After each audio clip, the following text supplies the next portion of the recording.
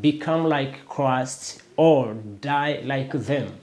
Be ready. Be ready that you will not miss him, because for coming, he shall come. For coming, he shall come. I want you to be aware of how you are living. And I want you to consider the path you are taking. You have no excuse. You will never say that you don't have a church. Actually, even if the church be closed, the church is not the building. The church is your heart. Do not close your heart because your church is closed. Do not indulge yourself in sinful nature, because so and so has also backslided. You are not considering anyone. You are the only one. You need to set Christ to be the standard. Christ Jesus is to be your standard, not anyone else.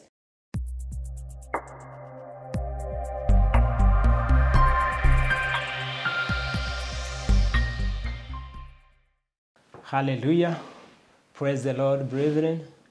We are so much blessed to be with you this time around. Wherever you are, whatever corner of the world, wherever you are found, we are really privileged to have this opportunity to share with you the word of the living God.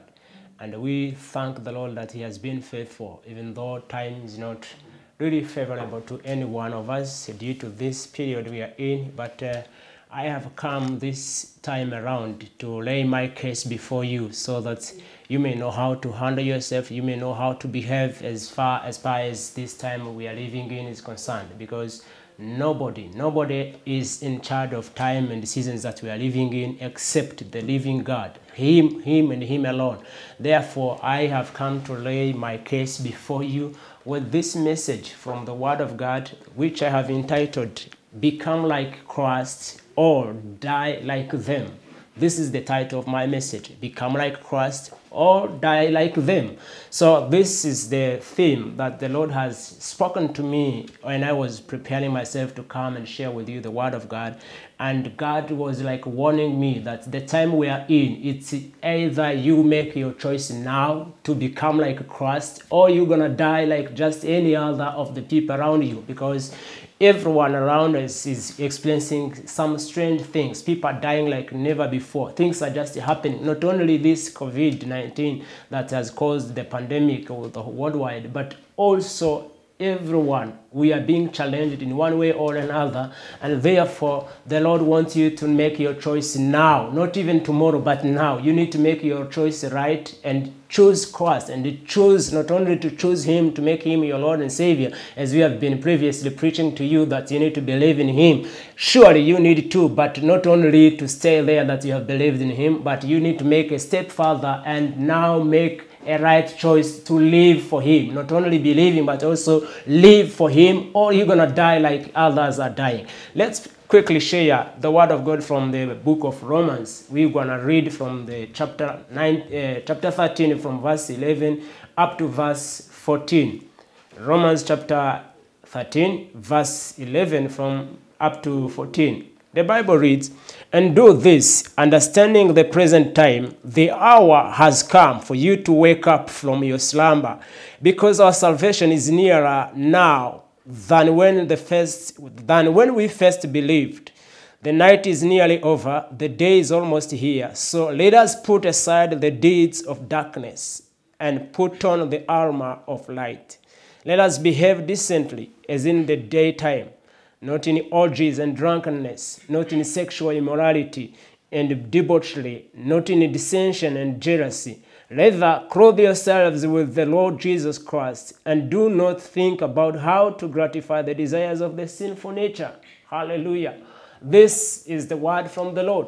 The Lord is saying that time is actually nearer than the time we first believed. Our salvation is getting ready. It's just coming. The Lord is soon coming, my friend. And I want you to know this. I want you to be aware of where you're going to spend your eternity. Where are you spending your eternity? You see, mankind is God's made. It's made in God's image. So God, having created you and I, he does never want you to perish. He wants you to live with him in eternity. But he has made a way. He He has prepared the way, and the way is Christ Jesus. And this is why I want you to make the choice now. Make the choice to be like Christ, or you're going to die like them, and you're going to end your eternity into perdition. Not only a simple day of perdition, but you're going to spend all of your eternity into perdition. Therefore, make your choice right and choose Christ. Let Christ indwell your life, and choose to abide your life with Him, and choose to conform your life with His, so that you may live Christ's life. Not only you living, but Christ alive within you. This is the call that God has called me to lay down before you, to lay it before you, so that you may make your choice right, because that is the time. If you understand the time now, the hour has come for you to wake up from the slumber, to wake up from the time that you have been just wondering. If you believe in Christ, if you will be a Christian, be He a Christian now. If you believe in Christ, believe in Him now. Don't wait for tomorrow. Don't wait for things to get settled so that you can live for Christ. No, the time is now, or you're going to die like them. Dying like them, that means dying like you are fulfilling the desires of your flesh. You are gratifying the sinful nature, because being saved does not necessarily make you living for Christ. It makes you a way to come into the household of the living God. You become one of the children of God, but you need to make a choice. You need now to commit yourself daily. The way you are living your life, especially when you are there in the secret where nobody sees you, you need to make your life revealing Christ. You need to make your life manifesting Christ the way you are living. That's why God is calling you and I to make the choice to live, to become like Christ, or you're going to die like them. And therefore, the time is now, because our salvation, it doesn't matter. We have been spending time in the churches, in the gathering, but now time around, we are not even gathering. So now that we are not gathering, you are just spending your time wherever you are. You are just choosing to live the way you are, because now you don't have the fellowship with the other brethren. We don't have other children of God to know you, how you are living, to be accountable to, or even to question you how you are living your Christianity. It doesn't matter anyone who sees you. God's eyes are on His righteous, wherever you are, being in secret, being in public. God is after us. He wants you to live His life. He wants you to live like Christ, because Christ has really depicted, has really revealed who God is and what God expects us to live. Therefore, beware how you are living. Know that God is watching you. Not that you are not gathering with other brethren, other children of God, but wherever you are, God's eyes are upon you. God's eyes are watching upon how we are living, how we are behaving. And therefore, because the time is so soon coming, the salvation of our lives is soon coming, therefore God is calling for each one of us. He is calling upon you not to waste time anymore, because if you do waste your time, then you're going to perish like other people are perishing. And He doesn't want anyone to perish. That's why the Bible says that if God's promises are taking long, it doesn't actually mean that God's timing is taking long as people think of, because time with God doesn't really matter with time. It's us. The time is for us, but for Him, He is eternal God. He lives in eternity, but He is warning you and I, because the time we live here on earth, it's just a very short time. And therefore, you need to beware how you are living this time. If you have at one time a point in your life, if you have ever received Christ Jesus in your heart as your Lord and Savior, I have come to tell you that it doesn't has to end there. You need to make another step and live and become like Christ. Otherwise, you're going to perish like others, though you have believed once. Though at one time we knew you believing God. But it's high time that you live for Him, and Him shall be revealed out of your life, because we cannot give in. Because the Bible says here clearly, let us behave decent as in the daytime, not in orgies and drunkenness, not in sexual immorality, not in debauchery, not in dissension and jealousy. Rather, clothe yourselves with the Lord Jesus Christ. Do not think about how to gratify the desires of the sinful nature. Here are the desires of the sinful nature that are mentioned here. It says sexual immorality, debauchery, all of these things, orgies and drunkenness. If you indulge yourself again into the drunkenness, into sexual immorality, at one time yet you believed in God. Now you are setting excuses that you no longer have church to attend to. It is a nonsense excuses. You need to make up your mind and know God is with you wherever you are. If you invoke Him, He's there with you. And therefore I want you not to give in into the gratification of the sinful nature. You cannot prove this to be true, because everyone around you is just messing up, is just giving up. The Bible says clearly that in the later days, In the last times, people will give up upon the faith. They will just give up. They will just abandon. But you are not people. I have come to warn you that you need to hold on unto Christ. You need to put on, the Bible says, rather clothe yourselves with the Lord Jesus Christ. And do not think about how you can gratify the sinful nature, how you can indulge yourself in sexual immorality, how you can indulge yourself in drunkenness. Leave those things behind. That is the old nature's desire. You can never abide with the old nature. You have now become a child of God. You are now called to live like Christ. That's why God is saying, no, you should change. And you need to be aware that our salvation is now nearer than it was before. So at the first time when we believed, we were just told that, no, listen, God is going to send his son back, Jesus Christ. But here now God is saying, listen, guys, our salvation day is nearer. It's now soon. The Lord is soon coming. If he comes and finds you indulging yourselves into this sinful nature, back into sexual immorality, back into drunkenness, what will you be saying to him? Will you say that he did not save you? He did save you. You know that. You know that you have received him in your heart. Therefore, abide with him and live accordingly. Hallelujah. Hallelujah. There is no excuse. You can never go back. If other people around you have backslidden and have given up on the faith, you are not them. Therefore, I want you to be encouraged. I want you to make up your mind and know that the Lord is watching after you. The Lord is with you wherever you are. Let us read again from Matthew, from the book of Matthew. Matthew chapter 16. It is in the book of Matthew chapter 16. I'll read from verse 1 to 3. The Pharisees and Sadducees came to Jesus and tested him by asking him to show them a sign from heaven. He replied, when evening comes, you say it will be fair weather, for the sky is red. And in the morning, today, it will be stormy, for the sky is red and overcast. You know how to interpret the appearance of the sky, but you cannot interpret the signs of times. This is Jesus. When he was questioned by the Pharisees and Sadducees, these are the people, the religious people who were running the church by then. But when Jesus appeared on the scene, when Jesus started ministering people, healing people on the Sabbath, doing miracles, wherever he found need, he would minister to the people. But at times, he would offend these religious leaders, the Pharisees and Sadducees, because he was no longer following the laws that these people were following. But when they were offended, now they came to test him. They said, Jesus, now it's high time that you give us a sign from heaven so that we now can believe in what you are doing, so that we can also believe that you surely came from heaven. Now Jesus replying to them, he said, when it is evening, you people know how to say that it's fair weather, because you can stare, you can see that the sky is red. And in the morning, you can say, today it is stormy, for the sky is red and overcast. So how come you can tell how the day will look like and how the evening will look like, yet you fail to interpret the times that you are living in? So Jesus is still calling upon you with all these signs that are surrounding us, with all things that are happening now to us, with the world that we are living in now, where we are called to go out when we have masked our mouth, where we are warned never to come associating with other people, to keep distancing from our people. When you go back home, they tell you, please pass by there, then wash your hands, because we are not trusting where you have come from, and we are not sure if you are not coming back home with this virus.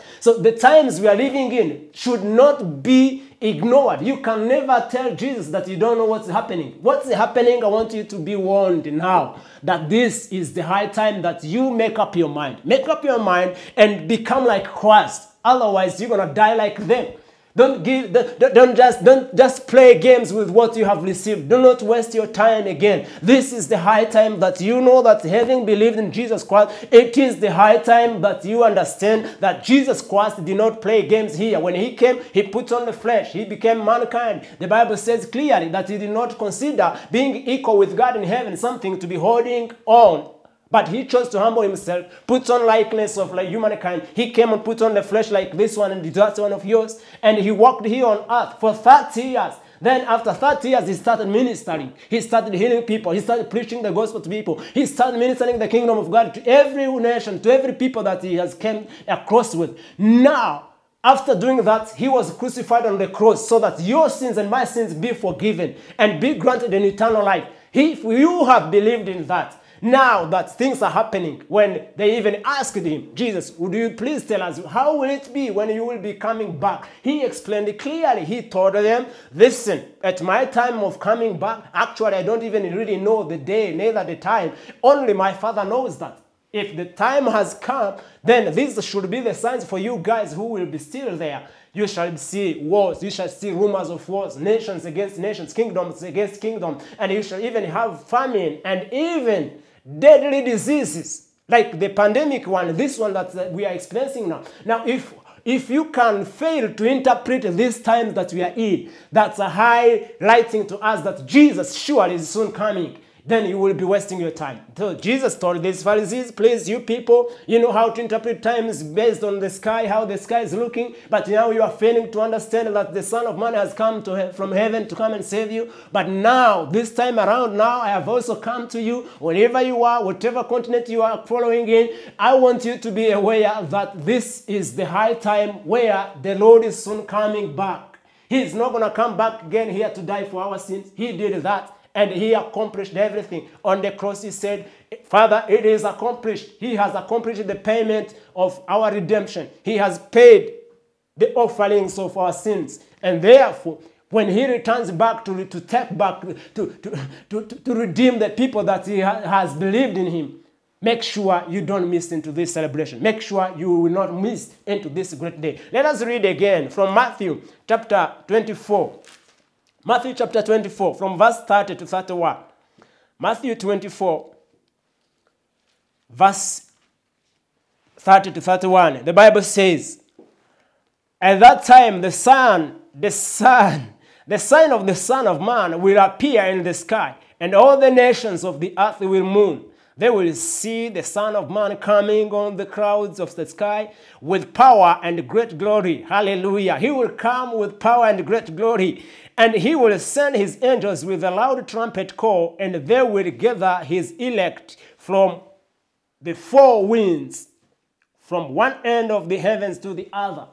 This is why I want to emphasize that when the Son of God comes back, he will come in a powerful way. He will come in a glorious way. Therefore, I want you to know that the Lord we have followed, the Lord we believe in, he is the glorified Lord. He is the master over times and over seasons. And therefore, you can never waste your faith in him. You can never misuse your faith by indulging yourself back into the sinful nature, where he himself has picked us from that sinful nature. Therefore, I want to warn everyone. I want to warn everyone who's thinking of how to gratify your sinful nature, who is thinking how to go back because you have seen so and so doing that. I want you to know that the Lord is coming soon.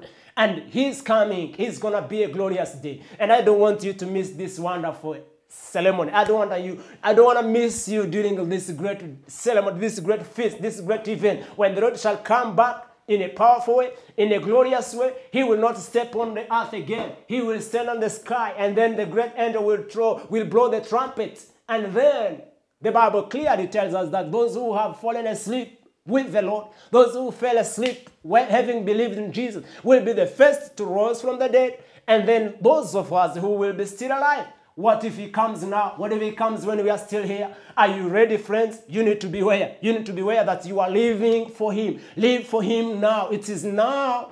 It is now, or you die like them. You die like other people who has disgraced the Lord, what the Lord has done to our lives. Therefore, I want you to consider the way you are living. I want you to be aware that the Lord is coming.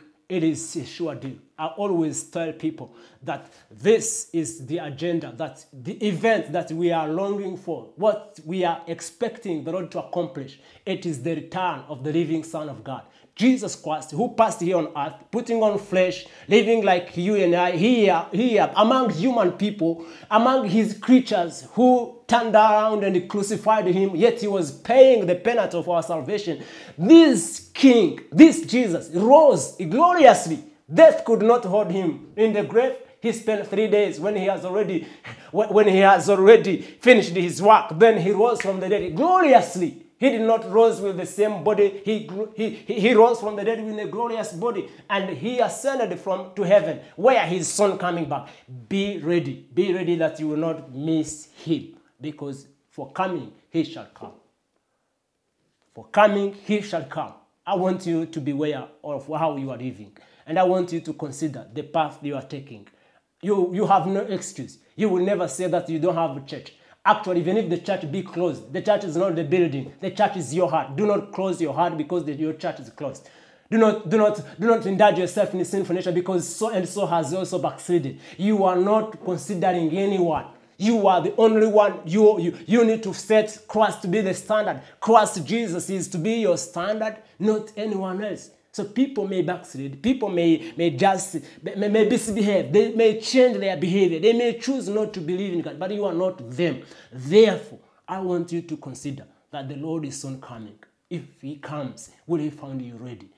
I want you to wash your garments. I want you to think again about how you are living, how you are considering him. He is surely coming back.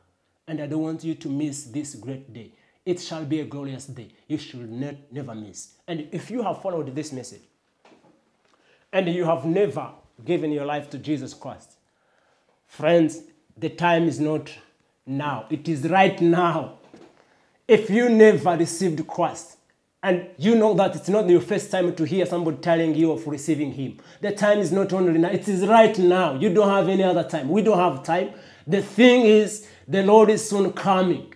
The thing is, the whole world is covered by darkness, and you need to know where to secure your eternal life by believing him. Therefore, I want you not to waste time. Believe in Jesus and receive your eternal life. Forsaking your sins, repenting and returning to him, he is still the Savior. And to those who have believed in him and who have been being tempted to backslid, being tempted to live like any other sinful person is living, any other carnal Christians are living, people who indulge themselves in the sinful nature, indulging themselves in the desires of their flesh, and you think that you are also okay with that? No, you are not them. Leave them alone. Set Christ as your standard. Live like he would live.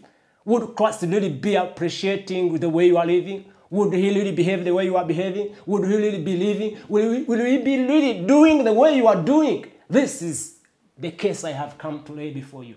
Consider how you are living your life, because surely the Lord is coming. Let me pray with you. Heavenly Father, I thank you. Thank you for you are God of mercy. You are God whose patience actually provokes the repentance from our heart.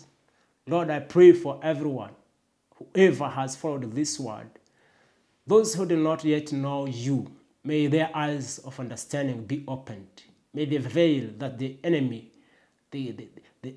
Satan, the devil has been putting on their eyes, hindering them from seeing, keeping them blinded from seeing what you have done on the cross. Let this veil fall away in Jesus' mighty name.